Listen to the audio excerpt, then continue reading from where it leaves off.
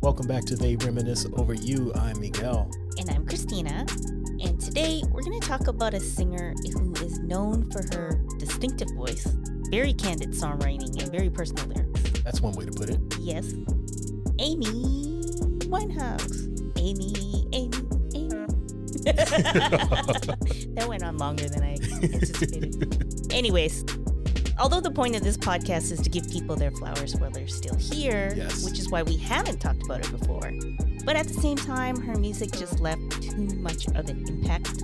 So we decided to make an exception, and we're going to celebrate her legacy today. Exactly. So, you ready to get into it? Let's do it. What was that voice? That was me trying to be you. Oh, okay, that's what I sound like. Yeah. Alrighty, let's get into it. Yes. So just a little background about Amy Winehouse before we get into her music. Amy Jade Winehouse. Yeah. We are almost birthday twins. Almost. Couple days apart. Yes, she's born on September 14th. Mine's the 16th. Maybe that's why I love her so much. Nas as well. Yeah, so they are birthday twins. So as I'm sure most people know, she's a singer-songwriter. And her music is like mostly jazz, but she's mixing genres. There's some soul, a little bit R&B. We got a smattering of hip hop. Yes. I don't know much about like specific musical terms, but when I was reading her Wikipedia, it says she has a unique contralto vocal. That means nothing to me. Well, I wrote down the definition. It means it's a type of classical female singing voice whose vocal range is the lowest female vocal type, which I Okay. actually found it interesting because I never thought of her voice as sounding low. I can see it. Yeah, after Because it's thinking not about it, I'm like, necessarily high yeah. either. so that's that.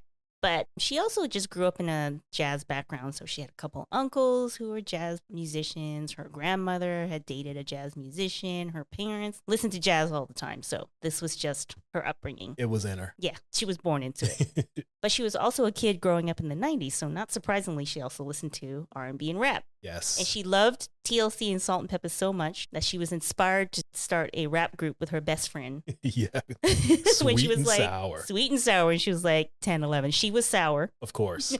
She had to be. Yeah. The rapping career didn't go anywhere, but she did stick to music, attended theater school, kept on saying, got a guitar when she was 14, started writing songs. Like, yeah, at 14, I was trying to copy dance moves off of videos, and she's learning guitar and writing songs. So long story short, by 2002, she got a management deal with Simon Fuller, who is the creator of all those Idols TV shows. And all the pop stars from the UK. Which is really interesting because she's the exact opposite Yeah. of this sort of like formulated pop acts, and she's like the other end of that spectrum. Yeah, I saw an interview with her and they asked if she was going to go down that path. And she's like, no. Yeah. They know what I am. And if they don't like it, then they don't have to put me out. Yeah, she's like, I don't bow down to nobody. Right. And that's a running theme. Yes. Yeah, so that eventually led to her meeting Salam Remy and putting out her first album, Frank. Named after Frank Sinatra.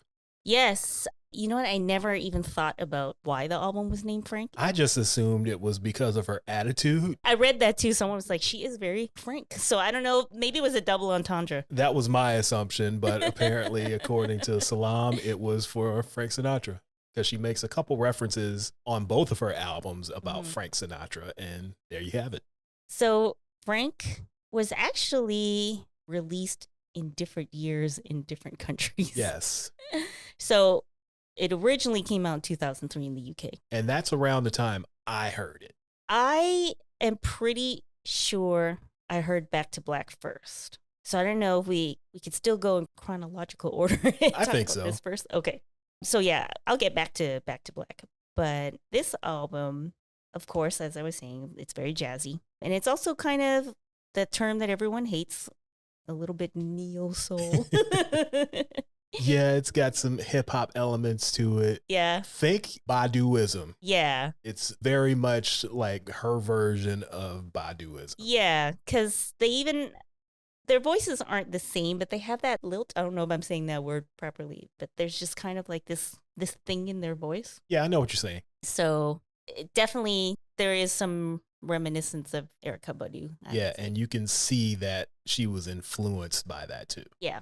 Which, I mean, her song You Sent Me Flying she's definitely listening to you, Erica, because the first line is "Lent You Outsiders" and "My New Badoo." Yeah. So she's listening to the outsiders. Most people listening to this podcast probably don't even know who the outsiders are. They weren't very well known. Digga. Yeah, you know Rod Digger, but you probably don't know that she was part of the outsiders. That's what I'm saying. Okay. You may know them from a song on the Fugees album, right, but no one really knows the outsiders. But obviously, Amy was a fan. And she lent it to her ex-boyfriend. Yes. Lent them both to him at the same time. So that's why I was saying this album and her sound is a smattering, a smidge of hip-hop in terms of these references. Yeah. And some of the samples are stuff that we hear in hip hop, but the way it's used in this album is not like a Mary J. Blige kind of fusion. It's just like a recognizable hip hop sound, but the songs itself, they're not really hip hop. They're more, like I said, the neo soul type. The only one that is, this is a hip hop song in terms of like hearing it with the sample is the "In My Bed," because it's the "Made You Look" sample. Yeah. So and I'm waiting for someone to be like Braveheart. Exactly. And that video you sent me of Salam Remy talking about making both of them, he said that someone was going to do an R&B song over this, so it might as well be him and beat people to it. So that was the reason why he made this for her. Yeah. And it's just hilarious because he played, I can't remember if it was "In My Bed Now" or another song, but he played like the recording session because he was trying to get her to sing faster to match the beat, and she kept messing up and cursing him out. Oh, no, that was, it was on Back to Black. And what song was it? Tears Dry on Their Own? Yes. Okay. Yeah, it was that one. More up-tempo. A song that was originally slow and they made it more up-tempo. Yeah. All right, we'll get back to that. Yes. All right, so back to Frank. And she came out hot with Frank. The very first song is "Stronger Than Me." Yes. And the very first lines is, "You should be stronger than me. You've been here 7 years longer than me." Right. And it proceeds to take down this man for the rest of the song about just being a little bitch, basically. And the rest of the album, too. Well, yeah, the album is mostly about him. Yeah, I remember hearing this back probably 03, 04, 05, somewhere in there when I was still working on cruise ships. And we were just sitting around listening to music one night, and somebody from the UK put this on. And I'm listening to it. Like, we're just sitting around chatting and drinking and whatnot. And I'm hearing this, but I'm not talking to anybody about it. And I'm like, what is this? Because I'm listening to what she's saying, and I had never heard anything like this before. Yeah.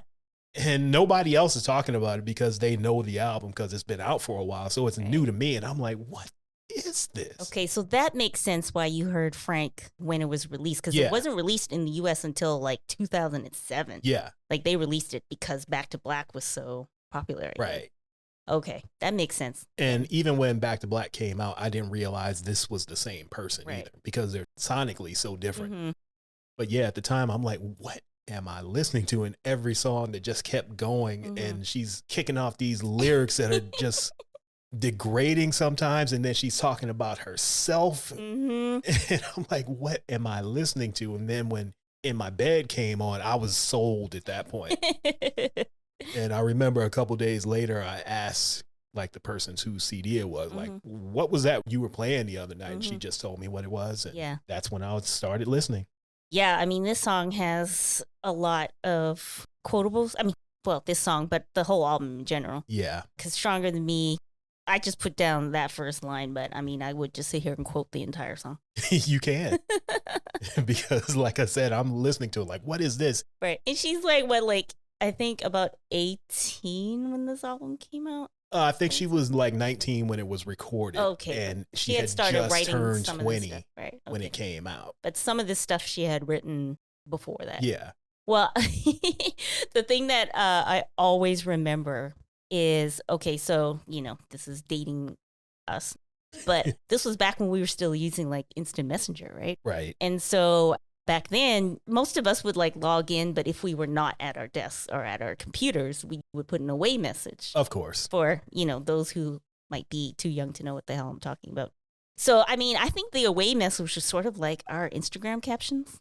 where you would write something cute. Yeah, I could see that being similar. So I remember this because I did not know who Amy Winehouse was at the time, never heard the song. So from You Sent Me Flying, she has a line, his message was brutal, but his delivery was kind. And my friend had that as her away message. I can't remember if I ever asked her about it, but I remember it just being like, damn, right? His like, what is she going brutal, through right but now? His delivery was kind. Damn. Like, who did something to her and she didn't tell me about it? Yeah, so I think the next time you talk to her, you should ask her actually, about we're supposed to meet up in a few weeks, so I might have to bring that up and see if she remembers. But yeah, when I finally heard the album, I was like, oh, that's what she's talking about. This is a song. But yeah, I just remember that to this day, and it just makes me laugh every time I hear it in the song. But I think that's one of the things that I love about Amy so much is like her lyrics are very poetic, but they're also very real. They're like relatable for people who don't usually read poetry. Like there are a few lines where I'm like, I'm not sure what that means, but it's not so abstract that you're just like, what? Yeah, what is she talking about? Yeah. Yeah, it's not like that. Yeah, so it's poetic in the sense that, like, you know, it just sounds great. His message was brutal, but his delivery was kind. But I totally understand what she means. Yeah. Like, I can think about it, but it's not like, oh, I'm so confused. What does that mean? Especially because the rest of the song wraps up what she's talking about anyway. Yeah. Mm-hmm. So it's not like, what is she talking about? Like, she's obviously talking about a relationship and not getting what she wants from this guy who was here 7 years longer than her, apparently. Oh, no, this was on You Sent Me. Oh, well, yeah, it's the same guy. Never mind. Yeah, same dude, though. Yeah, same dude. Well, if we're talking about quotables, let's talk about Fuck Me Pumps. Yeah, this was another one where I'm looking around the room and I'm like, nobody else is tripping off what she's saying?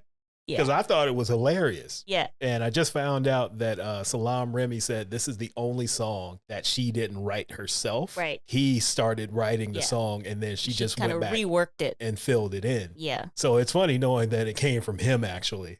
And I think what's also funny, so, I mean, if you don't know the song, she's just basically dragging the girls. Yeah, if you're a club girl, she's making fun of you. Yeah, you're one of those girls in the club trying to land yourself a baller. Yeah. That's who she's making fun of. And it's just great. Again, if I wanted to quote her quotables, I would just read out the entire song. You could. The entire song is a quotable. I was just talking to you about this the other day, which I thought was hilarious because she was like, if they're not in the club, these men will just have to go home to their wives. Oh, yes. Can you imagine being a married man on the prowl, and there's no girls, and you have to just begrudgingly go home to your wife? Without girls like you, there's no nightlife. There we go. All those men just go home to their wives. But that's not even one of the cutting lyrics. It isn't. She's talking about your big empty purse. You can't sit down because your jeans are too tight. You're lucky that it's ladies' night, so you get in free. Yeah. Just all sorts of evil things she's saying. You don't like ballers, but you wouldn't mind a man who's 6'2" or taller. Right. But you know what? It's funny. She doesn't sound like a hater, though. No, that's the funny thing about it. It doesn't sound like she's hating. She's just commenting on what she sees. Yeah. I mean, the video is almost whimsical. It is. It's the most whimsical video that you've seen. Of all the videos I watched from her, I would say that one's the most whimsical. And here she is just dragging the girls. Yeah. So I was reading this old article from The Guardian. Someone did a profile with her like around the time of Frank. And he was just saying that, you know, this kind of jazzy soul sound usually is reserved for songs that are more soothing or like old-fashioned love. But from Winehouse, you get Fuck Me Pumps, a witty ditty about late 20s trashy girls on the make, hanging out in dodgy clubs and gangs, aspiring to marry a footballer. She's from the London streets, and she sings in that language, but from the viewpoint of an old-fashioned girl. Her words, not mine. I think that's a pretty good summary. Yeah, and what's funny is after she was signed and the album didn't come out immediately, she's still performing in these jazz clubs. Yeah. And she's performing these songs. Mm-hmm. So imagine you go to a jazz club, you are a jazz fan, and you hear about this new young jazz singer that's coming up, and you get in there and she starts singing about Fuck Me Pumps. Don't get mad at me because you pushing 30, right? And your old tricks no longer work. Yeah, she sings like an angel. Right. So imagine sitting in a club and you're like, what's going on here? Am I being punked? Because, jazz fans typically are older. Mm-hmm. And here she is, this 19-year-old, right, singing about 19-year-old stuff, right, but in the style of like Billie Holiday or Dinah Washington. And Sarah Vaughan. Yeah. So I know that was an interesting contrast. And people were like, what are we looking at? That song. I love it, though. Oh, and then, okay, I mean, not just the girls. Anyone can get it. I mean, well, it's mostly the ex-boyfriend, though. Yeah. I heard Love is Blind. That Again, is also a great one. You sitting in a jazz club and you hear her singing about, yeah, I cheated on you, but he looked like you. He looked like you, so it don't count. And it was dark. So it was you in my mind. But it wasn't you. Right. And she's making it seem like it's no big deal. Yeah, just oops. Yeah. You're everything. He means nothing to me. I can't even remember his name. So that makes it okay. And then you left me here alone. So this is your fault. I pretended he was you. Oh, and then to end the song, but I heard Love is Blind. Yeah. Just put a nice little bow on it. Yeah. So it's definitely, it's like a well-rounded album in the sense that you got lyrics, you got beats, you got vocals. Yeah. Like, it's everything. And what's funny is, and I find this a lot with a lot of my favorite artists, the stuff that we like, they tend not to like. What do you mean? Because I saw an interview with her where she says that she only likes like 80% of this album. Oh, yeah. Only because of some of the arrangements were changed and some decisions made by the record company that she didn't actually like. So she didn't even have a copy of it in her house because she didn't like that much of it. I want to know what she didn't like because I saw that quote too, but she didn't I don't know. Go into detail about the 20%. I'm curious as to what she wasn't happy about. I don't know. And we'll never know. Hey, jinx. But now I can't jinx you because if you can't talk, then we can't continue with the podcast. Exactly.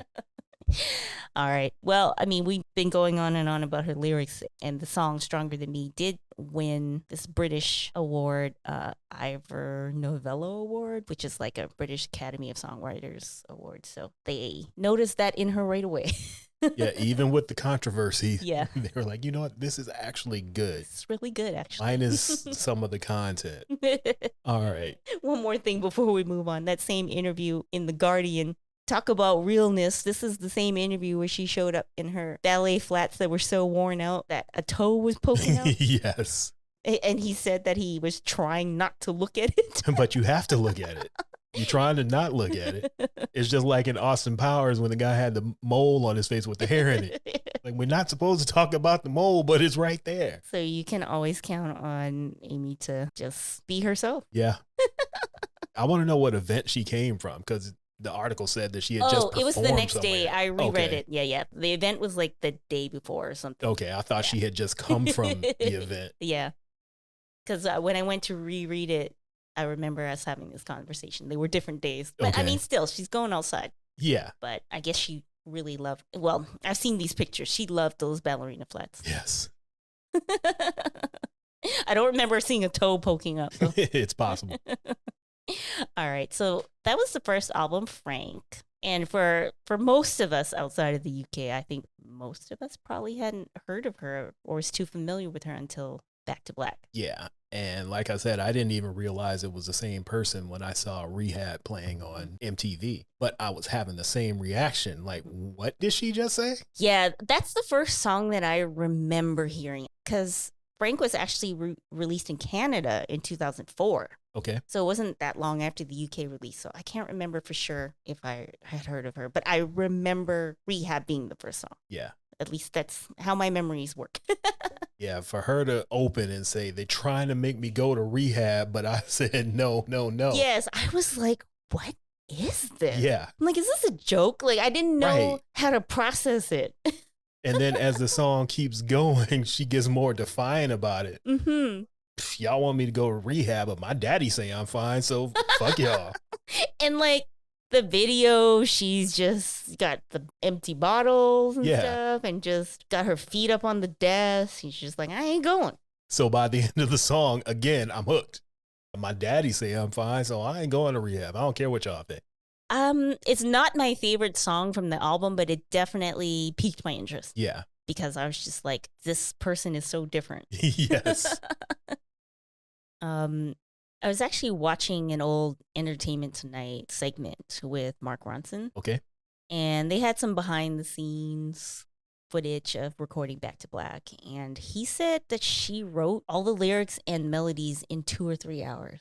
Oh, man. She just, I guess, needed to get it out, and it came out. Right. And just the interviews between him and Salam Remy, like, she was very much a one take, mostly, right, kind of recording. Like, she would just feel it and get it out. And it sounds that way. Mm-hmm. Like, it's not overly polished, and you can feel that she's singing with a lot of emotion. I saw one of Salam Remy's interviews that I watched, and I've been meaning to go back and listen to the song, and I don't remember what it is right now, but we'll link to it, where he says that she did it in one take, and she starts crying at the end, and they left that in the vocal. So I need to go back and listen to it. I watched that too. Now I can't remember which song it was either. Nope. So we'll have to link to it on the website. Yeah.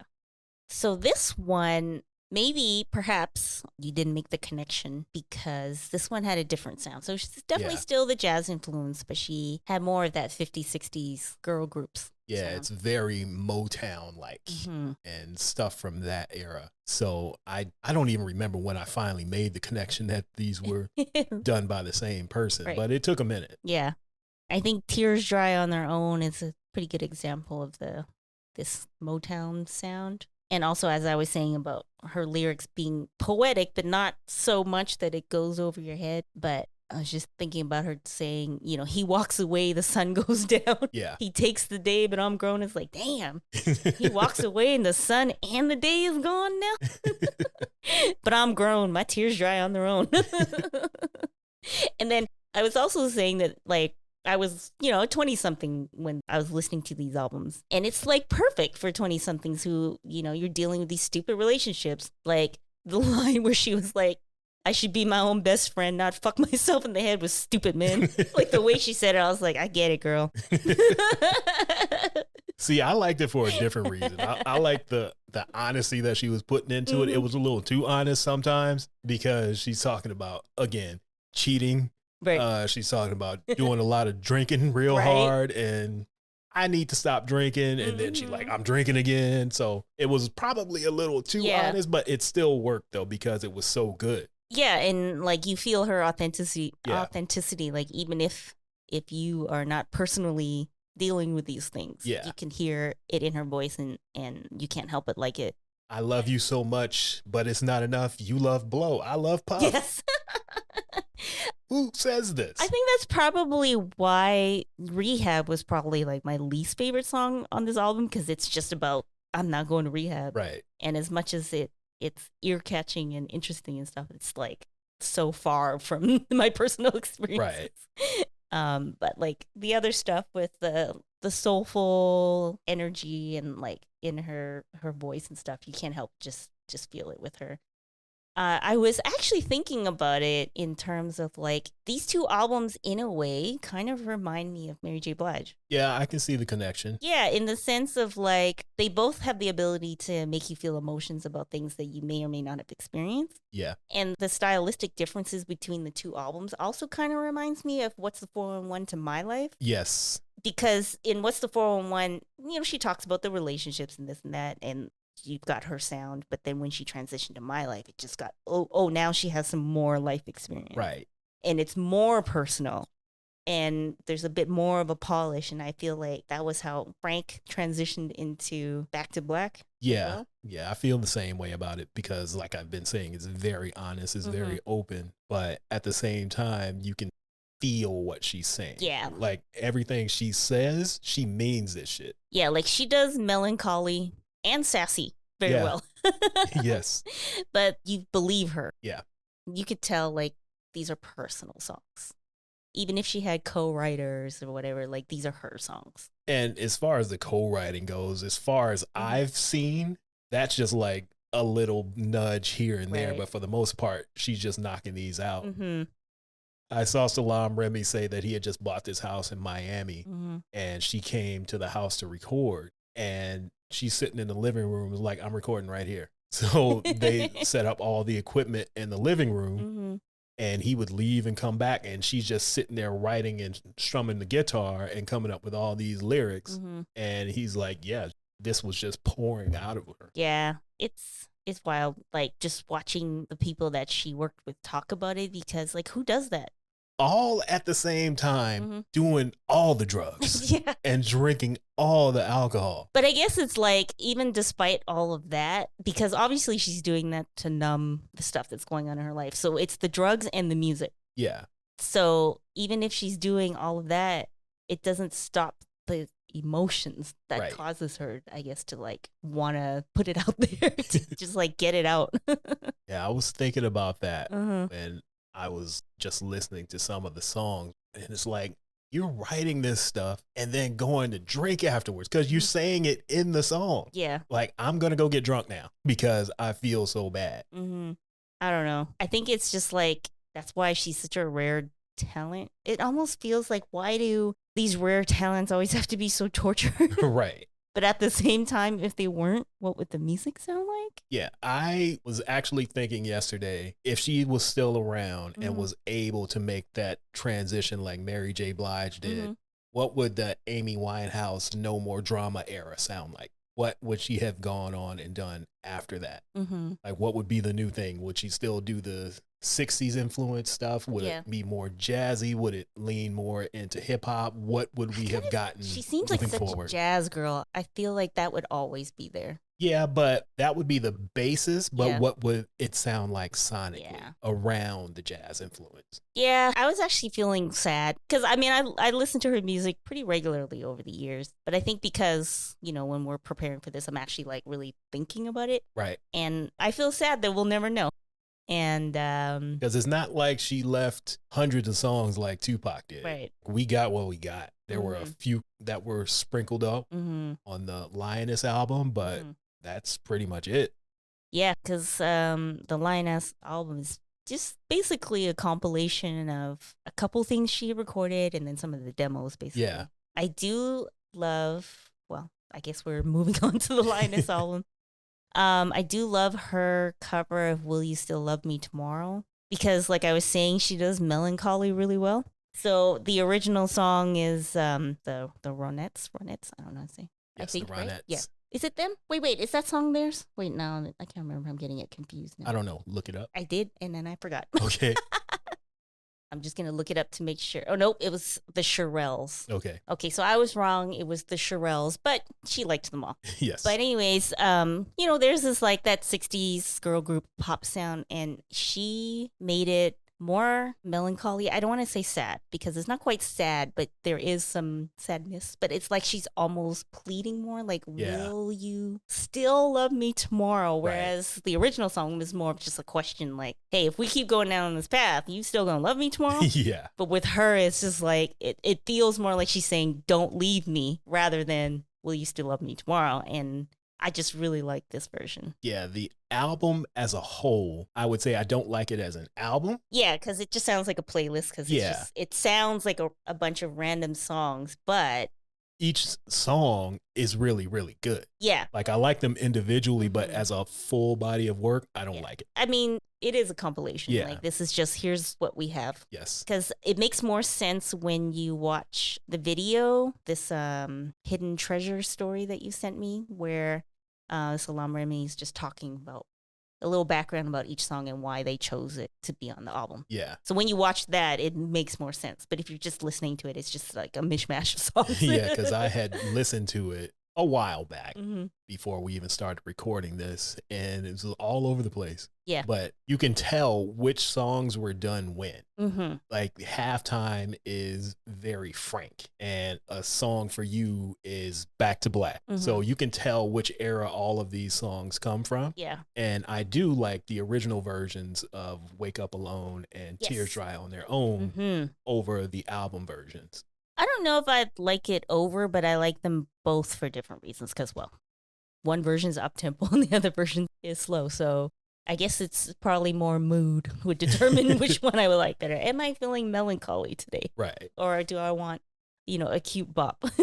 Yeah, I just like the instrumentation on these versions over the ones that were released on Back to Black. The originals definitely have a little bit more emotion to it because those are her original recordings, right? Yeah. So there's that. Then there's like the new song, Like Smoke with Nas.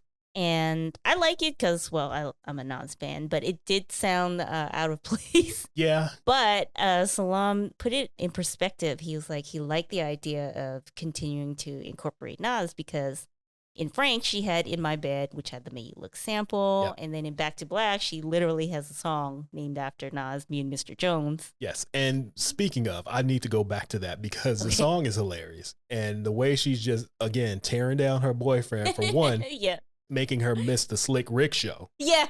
I forgot about that. I meant to mention that too with her little, like, her music is not hip hop, but she lets us know that that's also in her too, right? So she's upset about him missing that. Yeah. And then she says, Nas is performing in Brixton. Mm-hmm. I'm not missing that shit. So you need to get your shit together because this is my man and I'm going to see him by any means necessary because you messed up the last time. Right. I'm going to see Nas when he comes to Brixton. Yeah. And again, another true story from what I read. Mm-hmm. Her boyfriend was supposed to get her on the list to see Slick Rick and it didn't happen. So she was pissed off about it when they were in New York. Right. And it was like, Nas is going to be in Brixton. I'm going to see Nas and you going to make it happen. Me and Mr. Jones. Yes. Okay? What kind of fuckery is this? You got me out here missing Slick Rick and I'm going to see Nas. She is the queen of, I was going to say one-liners, technically one-liners, but her one-liners is like the majority of her songs. Yeah. And I read that fuckery was supposed to be the title and they're like, nah, we can't do that. Like, we can't do that. You're doing too much. Yeah. That's hilarious. Since she did mention it 3 times in the song. Right. That is funny. Okay, so now that we've gone through her technically 3 albums, 2 albums plus a compilation, you wrote this question, and I think it's too hard to answer, but I'm going to ask you first. Okay. If you had to choose one song that represented who Amy was to you, what would it be? Like you said, it is difficult, and I have a short list, but I will give you my choice. Okay. So you sent me Flying. That's a choice. Fuck Me Pumps. That's another choice. Yeah. You Know I'm No Good. It would probably be my answer, but I'm going with the original version of Wake Up Alone. Okay. That one kind of pulls everything together just because the instrumentation doesn't overpower her vocals too much, and the way she sings it is just beautiful. So I'm going with Wake Up Alone, the Lioness version. The original demo version. Yes. All right. Well, the reason why I said this was a really hard question was you said to choose one song. Yep. And the reason why I think one song is hard is because I think there's 2 types of Amy songs. Okay. You got the sassy upbeat song. Yes. And it was between Fuck Me Pumps and You Know I'm No Good. But I went with You Know I'm No Good. Okay. And then you have the heartbroken, melancholy, slow songs. So for that, I chose Love is a Losing Game. And then if I had to pick one song that kind of combined sort of the sassiness with the heartbroken type songs, I actually picked Love is Blind. Okay. Even though she's not heartbroken in that song. She is not. She's being very sassy, but I think because she sings it in the style of a love song or like a ballad, that's like combining the ballad type songs with her and her little sassy lyrics. Okay. So that's my list. All right. So are there any artists that you think have a similar style to Amy Winehouse that you would suggest people listen to? I know there's not going to be anyone who does it lyrically, but just style of singing or the production or something like that. You know what? This was really hard too because I think Amy really is one of one. It's true. The closest I could come to, so I have a few kind of close-ish. So I already mentioned Erykah Badu, even though she came out before Amy. But if you kind of like that voice. Yeah, I think that counts because, like I said, it's a similar musical style that you would suggest. So it doesn't have to be. Yeah. And equal. Erykah gets a little sassy too. She does. I think she's close. I also think Adele is kind of close in the sense that she kind of has that slight little thing in her voice too. The only thing for me is for some reason, I like Adele as a person. She seems like a hilarious, fun person to be around. Don't like her music. Yeah, I'm not a fan, so I can't speak on Yeah. Adele. The only thing I know about Adele are these big pop songs that you hear in TV and when you're shopping at the mall. So I feel like there is a slight similarity, but if Amy was more pop. Right. Because for me, Adele, when the first song, which I think was her first single, was Rolling in the Deep. No, that was from her second album, I believe. Oh, well, whatever. That's the first song I've heard from her. And it's a lot funkier than a lot of her other songs. Yeah. I remember hearing that. I'm like, ooh, I can get into this. And then I listened to the album and I was just like, So I'm not really sure what it is about Adele for me, even though she's like, one of the biggest stars ever. Yeah, for me, it's just too pop. Yeah. But I do think that there is a bit of a, overlap a little bit. She also has, which I just discovered, Adele has a song called Love is a Game, which in an interview, she did say it was kind of inspired by Love is a Losing Game. Okay. And when you listen to that, it does you can hear that there's some influences. But again, hers is just more like big pop ballads. Yes. I think I need it to be a little funkier. For me to like Adele's music, I think it has to match her personality or what I see of her when I see her out. And we're not getting that in her music. I need the finger guns, Adele. Yeah. But I do think that there could be an overlap, though, between fans. And Solange actually has an album that incorporates that 60s styles, the Soul Angel and the Hadley Street Dreams. Okay. There's some sort of like that 60s girls group vibes in there. And I think the person who is probably the closest in terms of the sound is her goddaughter, Dionne Bromfield. I meant to listen to her stuff, but I didn't get to it. There was one song that I really liked called Foolin'. Okay. Other than that, I've watched a couple things here and there. I don't really know her music very well, but there's that song Foolin', and I just seen her do a couple covers and stuff, and she sounds really similar. Okay. But yeah, I mean, that's as much as I can get because I think she's just one of one.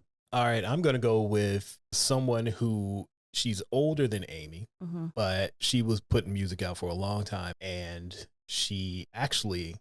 Amy's instrumentation on the Back to Black album, Mark Ronson used this band as the band on the album. Sharon Jones and the Dap Kings. Sharon Jones passed away a couple years ago, but the music is very similar where it's a 60s girl group type of vibe. So that's one. Also, Hannah Williams, she's another UK singer. Yes. You may know her from 444 from Jay-Z. One of her songs, Late Night and Heartbreak, basically built the foundation for 444. But similar to Amy, this song is very I ain't shit. Yes. Because she's basically telling her man that I don't know why you love me because I'm terrible. I'm no good. Yes. So that's another one. Andra Day is similar to Amy Winehouse, but she tends to drift over into the Adele category every now and then as well. But she has a little bit of that in her. And another UK artist, basically her current album is a combination of Frank and Back to Black, Marsha Ambrosius. DJ Artistic described it as Illmatic the Musical. Yeah. And that's what this album sounds like. She's scatting all over the place. Right. She's very jazzy, but it's built on this like opera / hip hop foundation. So that's got a little bit of Amy in it too, especially with some of her lyrics. Like she's got a song called I Hope She Cheats on You with a Basketball Player. So that's another one that you guys can check out as well. And we'll link to all of this stuff on the website. Yeah. All right. So is there anything else you would like to say before we wrap this up about Amy Winehouse? Well, when I was doing the research for this, I started to, read different articles and stuff and blah, blah, blah. And then I just like, you know what? I don't even want to revisit or bother discussing some of those other things. I was just like, it's been long enough. I'm just going to focus on the music. Yes. So the only thing I would say is like, if you do want to do like more research on her, we know about her troubles through her lyrics. You don't need to read about that crap. Yes. Like, it's much more rewarding to either watch her old demo videos, old performances, or interviews with her producers and stuff. Yeah. Like, get really, the good stuff. Yeah. All that other stuff just is useless at this point. Yeah. Oh, I do have a fun fact. Okay. She actually won an injunction against a paparazzi agency out in the UK. Okay. to ban them from following her around. Oh. And I was like, oh, that's pretty big. Yeah. How did you stop that? Yeah, I can link to the article. Okay. But, I want to check that out too. So this happened in 2009. So they were banned from following her around, and they had to stay, like, I think more than 100 feet from her house or something like that. So, all right, then. Yeah. I'll send you the link, and we'll link to it on the website. The only thing I want to add, and it's not a fun fact like that, but I will say that if you see any of the remixes that have rappers tacked onto them, don't listen to them because they're bad. Okay. The Rehab remix, Jay-Z just comes in talking about shoes and cars and trying to relate his addictions to making money and being rich to her actual addictions. So it's like, you listen to this song one time before you wrote this verse, Jay-Z. And Ghostface, it just doesn't fit. Like his verse doesn't fit on the song. So yeah, if you see Amy Winehouse featuring insert rapper other than Nas, the Nas ones work. Yeah. Just skip them. And that's all I gotta say. Okay. I just forgot I was gonna say something. Oh well. All right. On that note, we can wrap everything up here. Thank you again for listening. We try to do this every 2 weeks, although this is gonna be our last episode for a while. For the summer. Yeah, we're taking the rest of the summer off. And plus my birthday. We're doing some trips for Christina's birthday. So we'll be back in October with brand new episodes. So I'll be putting up some older stuff. There will still be things for you to listen to and to check out. But yeah, we ain't recording no new shit until October. Yeah. But you can also go to our website and check out some of the playlists that we put together for our episodes. We'll definitely have one for this. Mm-hmm. So make sure you check that out. I'm not going to put any of the rap versions on. Actually, I am going to put the rap versions on just so you can hear it the one time and never listen to them again. Put them right at the end. Yeah, it's going to be at the end. Also, you can buy some merch at our store, T-Thang. That's nothing but a T-Thang. TEETHANG.com. You can get yourself hoodies, hats, t-shirts, mugs, all sorts of accessories. So go check that out. It's not just podcast stuff. We have other pop culture stuff there. So go get you a Khalees t-shirt or a Martin Lawrence t-shirt. And we got a Teddy's Jam t-shirt coming that's brilliant. So look out for that. Yes. Also, we have a newsletter called Liner Notes. You can sign up for that at our website as well, troypodcast.com/liner notes. That's the best way to stay up to date. Yep. We'll still have those coming even though we're not recording new episodes. So there will be new liner notes coming out in September and October. Look out for that. Sign up. Get all the good stuff in your inbox once a month. It's free $99, so you don't have to pay for it. And that's all I have. We are at almost an hour. It'll be edited down. We were yip-yapping. Yeah, it'll be edited down to about 40 minutes or so. Maybe 35, who knows? But yeah, come back for new episodes in October. And as Rihanna's cousin said, listen to that old shit in the meantime. And we'll be talking to y'all in a little bit. I can't find that clip anymore. She had it scrubbed from the internet. Yeah, that's why. So maybe I just don't have the right search. Anyways, we saw it happen. Yes. I remember watching that video. All right. We out of here. Bye. Bye.